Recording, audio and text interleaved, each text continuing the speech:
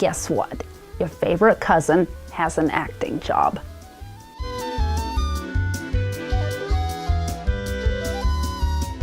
Hello and welcome to the Velveteen Lounge Kitchen.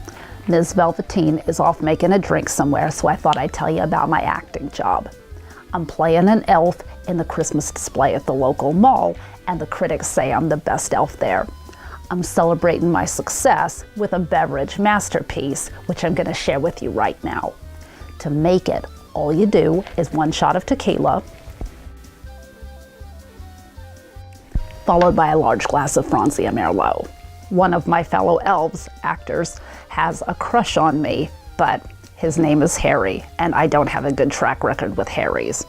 The last one I dated was a kidnapper, and the one before that was married. So I'm going to take a pass on Harry and focus on my career.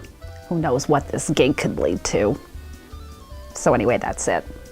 Merry Christmas, and thanks for visiting the Velveteen Lounge Kitchen. They'll be back on Thursday with a Liquored Up Live broadcast, but I'll see you again real soon.